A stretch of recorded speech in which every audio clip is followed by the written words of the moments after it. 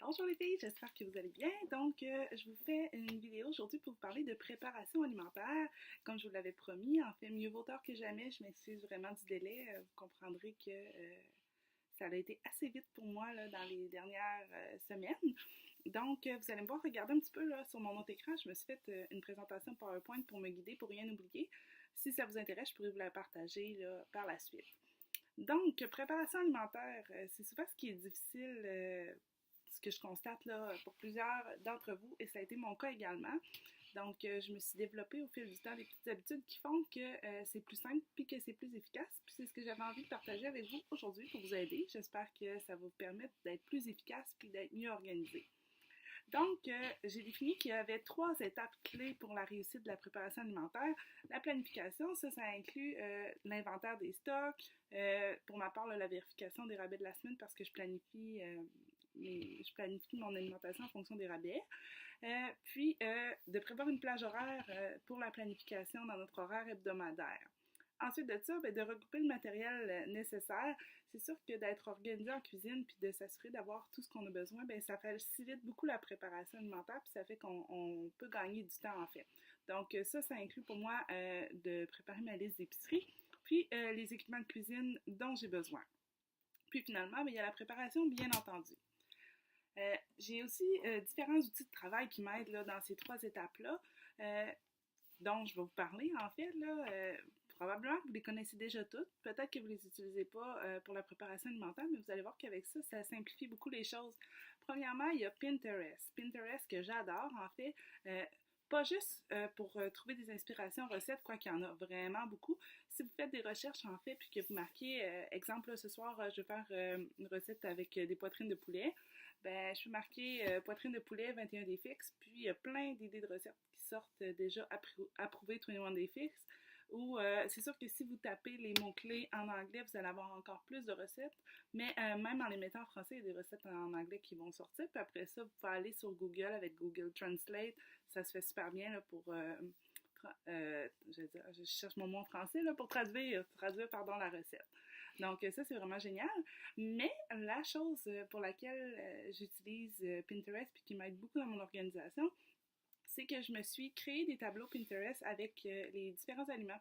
Exemple, un tableau pour le poisson, un tableau pour le poulet, un tableau pour le porc, tout ça. Dans ces tableaux-là, je regroupe mes recettes coup de cœur. Fait que ça, c'est super facile à organiser. Je peux prendre une photo dans un livre de recettes d'une recette qu'on apprécie, puis aller la mettre dans mon tableau. Je peux prendre directement une recette sur Internet, appuyer sur Pin It, puis l'envoyer sur mon tableau Pinterest. Bref, c'est super simple d'utilisation, puis ça fait que toutes mes recettes se retrouvent au même endroit. Donc, c'est facilitant, puis ça m'aide pour l'inspiration aussi, là, quand je sais pas quoi manger, puis tantôt je vous parlais de les rabais de la semaine. Si c'est le porc qui est en rabais, si je m'en vais dans mon tableau porc, ça peut me donner des idées de ce que je pourrais préparer avec ça pour la semaine. Ensuite de ça, dans le même ordre d'idée un petit peu, il y a l'application Paprika qui est entre autres disponible sur Apple. Je ne sais pas si c'est sur Android, il faudrait que je vérifie. Mais en fait, c'est comme un espèce de gros livre de recettes si on veut. Encore là, on peut importer les recettes qu'on aime, mais c'est seulement à partir d'Internet. Puis on peut coter les recettes là, selon notre appréciation en mettant des étoiles. Fait que ça nous permet de faire un suivi par rapport à ça. Puis on peut, si je ne me trompe pas, là, faire des listes d'épicerie avec ça aussi, voir tous les ingrédients dont on a besoin pour une recette, les importer dans une liste d'épicerie, mais ça, je suis pas certaine là, avec les multiples applications que j'utilise, je me rappelle plus si celle-là le fait. Très honnêtement, j'ai utilisé beaucoup Paprika, puis là, je l'utilise moins depuis un certain temps parce que Pinterest, c'est vraiment mon must. Ensuite de ça, pour trouver les recettes, faciliter la vie. Tu sais, des fois, on me dit que le calcul des contenants en fonction des recettes, c'est plus difficile. Puis pour la famille, tout ça. Sur le site de Team Beachbody, vous avez dans la section Eat Smart, vous allez avoir la section Recipe, les recettes. Puis là, vous pouvez avoir là, des recettes de déjeuner, de collation, des recettes de dîner, de souper, etc. Puis, la majorité des recettes sont déjà identifiées en fonction du nombre de contenants de couleurs par portion. Fait que ça, c'est génial. Vous n'avez pas besoin de faire le calcul. Ça vous donne des nouvelles idées de recettes. Puis, en plus, vous êtes sûr que c'est approuvé par le programme. Donc, ça, moi, je l'utilise beaucoup aussi. C'est sûr que c'est en anglais, mais avec Google Translate, comme je disais tout à l'heure, là, ça se fait bien pour faire la traduction. Ensuite de ça, il y a d'autres applications qui sont intéressantes, là, entre autres comme l'application Metro. Encore là, je sais pour Apple, pour Android, j'imagine que probablement que c'est disponible aussi. Avec l'application Metro, on a accès aux circulaires de la semaine. Ça nous donne, en fait, on peut voir tous les rabais qu'il y a là. On peut créer notre liste d'épicerie. Quand on arrive à l'épicerie, c'est super simple avec ça. On peut scanner notre carte directement de notre appareil. On a nos coupons avec les points M bonus qui sont là aussi. Donc ça, c'est super facile d'utilisation. J'aime beaucoup. Finalement, il y a la feuille de planification alimentaire que j'ai créée. Si vous ne l'avez pas et que vous aimeriez l'avoir, là, je pourrais vous la partager. C'est une feuille pour que vous puissiez, là, au courant de votre journée, en fait, en planification de la semaine, marquer pour chaque repas qu'est-ce que vous allez manger puis à quel contenant ça correspond, avec en haut la charte qui dit vous pouvez inscrire combien de contenants de chaque couleur vous avez besoin. Donc, pour la planification de l'alimentation, ça, c'est super pratique. Ensuite de ça, un autre outil que j'utilise, en fait, c'est ce que j'appelle la Power Hour. Donc ça, c'est que je me donne 1 heure dans ma semaine durant laquelle je me concentre sur la préparation de nourriture, puis j'essaie d'en faire le plus possible dans cette heure-là. Qu'est-ce que je fais, en fait, dans cette heure-là? Je pars toujours une recette à la mijoteuse, donc ça me fait toujours, là, un repas, au moins un repas là, d'avance qui est préparé, puis ça se fait toute seule. Idéalement, j'essaie de faire un repas à la mijoteuse, d'en préparer un, en fait, le samedi et un le dimanche. Donc, je pars à la mijoteuse pour la journée, puis ça me fait des repas qui sont déjà prêts pour la semaine. Ensuite de ça, au début de mon heure de préparation, je me pars une recette de potage ou de soupe qui peut mijoter là, pendant ce temps-là. Donc ça me fait des légumes qui sont faciles à manger sous la main. Ça m'aide à avoir mon nombre de légumes là, pour la journée parce que c'est quelque chose que personnellement j'ai un petit peu plus de difficulté. Donc en mangeant une soupe en entrée, là, ça augmente ma quantité de légumes. Ensuite de ça, je coupe les fruits et légumes si je ne l'ai pas déjà fait en revenant de l'épicerie parce que c'est quelque chose qu'on essaie de faire le plus possible. Dès qu'on arrive de l'épicerie, couper les fruits et légumes parce que de un, c'est fait, on est plus porté à en manger, puis de deux, ça prend moins de place au frigo aussi une fois que c'est coupé. Là, par exemple, si on pense juste aux piments, là, une fois qu'ils sont coupés, on les coupe grossièrement, là, mais ça prend moins de place dans un plat que les piments tout entiers.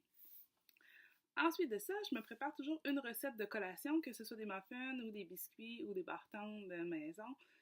Ça, c'est un must aussi. J'essaie ces recettes-là de toujours les faire en double. En fait, le maximum qui rentre dans mon four. Fait que si je fais des muffins, je fais toujours 2 plaques de muffins. Fait que ça me fait 24 muffins. Je peux en congeler. Comme ça, j'en ai de fait pour la semaine suivante. Puis, ça me permet de soit faire des muffins seulement une semaine sur deux, ou encore d'avoir des réserves au congélateur, d'éviter de manger la même chose toute la semaine parce que j'ai toujours une sorte backup de l'autre semaine. Donc, je peux faire un mélange des deux. Ensuite de ça, je mets un repas au four, donc peu importe lequel, une recette que j'ai déterminée pour ma semaine, que j'envoie directement au four. 1 heure de cuisson, généralement, c'est en masse pour la majorité des recettes, donc ça me fait une recette de plus de fait. Ensuite, sur un autre rond du poêle, je fais cuire des légumes ou des féculents à la vapeur. Ça me permet d'en avoir déjà prêt pour les repas, fait que c'est des accompagnements qui sont rapides. Je fais aussi des œufs cuits durs. Ça dépanne toujours là, pour faire des petites salades ou un déjeuner sur le pouce, vite, un œuf à coque pour compléter avec des protéines ou encore une collation. Ça fait toujours bien. J'ai aussi mon grill que j'utilise, là, que j'adore en fait. Ça me permet de cuire toutes sortes de choses, principalement les protéines bien entendu, mais ça me permet de faire une cuisson sans ajout de gras en fait, là, de gras, c'est ça. Donc, je me cuis soit des poitrines de poulet, du poisson, de la viande, en fait, toutes sortes. C'est vraiment génial. J'adore mon grill. Ça permet d'être super efficace, super rapide. Puis, ces portions-là, je les portionne par la suite, entre autres pour des salades, pour mettre dans des pâtes, pour mettre dans des wraps aussi.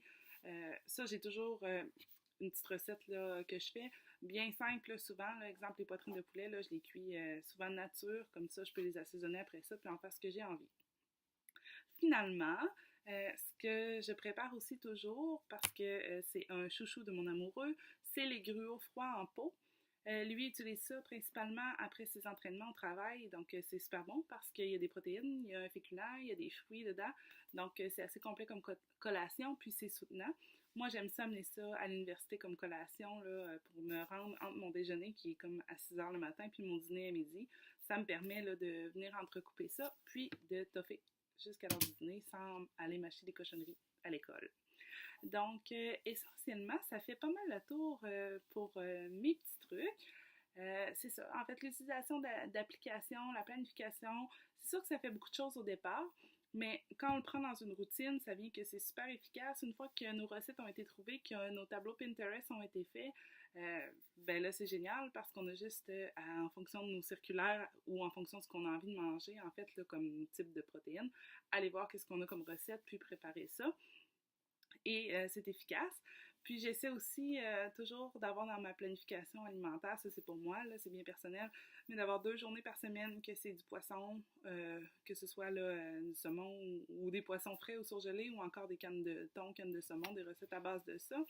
D'avoir une recette végé par semaine, puis le reste de la semaine, là, j'y vais comme j'en ai envie. Puis, en fait, les possibilités là, sont vraiment multiples. C'est libre à vous selon vos goûts, selon ce que vous aimez. Il y a des bases à smoothies que vous pouvez préparer d'avance puis congeler. Les fameuses petites omelettes, là, que c'est super simple à faire. Là. Si vous êtes plus pressé le matin, vous pouvez préparer ça. En fait, c'est que vous prenez des moules à muffins, vous mettez au fond des légumes, des oignons, des tomates, des piments. Vous pouvez mettre les légumes que vous aimez. Un petit peu de jambon ou de bacon de dinde, c'est excellent. Du fromage, puis après ça, ben vous mélangez des œufs que vous venez ajouter, vous faites cuire ça à 200 degrés Celsius, l'équivalent en Fahrenheit, il faudrait que je vérifie, mais une quinzaine de minutes. Quand c'est sorti du four, c'est déjà prêt. Vous en avez pour plusieurs déjeuners. Vous pouvez manger 2 petites omelettes par déjeuner, là, ça fait super bien. Sinon, il y a aussi des wraps ou des sandwichs déjeuner que vous pouvez préparer puis congeler. Fait que ça, vous les avez aussi qui sont déjà prêts pour le matin. Donc, plein de belles idées comme ça. Si vous le désirez, si vous avez besoin de plus d'inspiration, je pourrais vous en proposer. Puis, tous les outils et applications dont je vous ai parlé, là, je vais vous les mettre en commentaire. En commentaire ou je vais essayer peut-être de les insérer dans la vidéo, là, dépendamment de mon talent technologique, pour que vous puissiez les avoir en main puis les utiliser. S'il y en a d'autres que vous utilisez pour votre part et qui fonctionnent bien, n'hésitez pas à les partager au groupe. Je pense que tout le monde va pouvoir en bénéficier. Et finalement, si vous avez peu importe les questions, n'hésitez pas à les mettre en commentaire, ça va me faire plaisir de répondre. Puis, je vous rappelle que je suis toujours disponible, là, écrivez-moi en privé si vous avez besoin d'aide pour la planification alimentaire, ça va me faire plaisir. Donc, j'espère que la vidéo aura pu répondre à vos questions puis vous aider à vous organiser puis vous planifier un petit peu mieux au niveau de l'alimentation parce que une fois qu'on a mis le doigt sur ce qui nous faisait défaut à ce niveau-là, je vous le dis, les résultats arrivent beaucoup plus rapidement. Là, on le dit, c'est 80% d'alimentation, 20% d'activité physique pour nos changements. Donc, ça vaut vraiment la peine d'y mettre un effort. Puis une petite heure et demie par semaine, là, je pense que c'est assez pour être très efficace. Donc, sur ce, je vous souhaite une belle soirée. Bye bye les filles!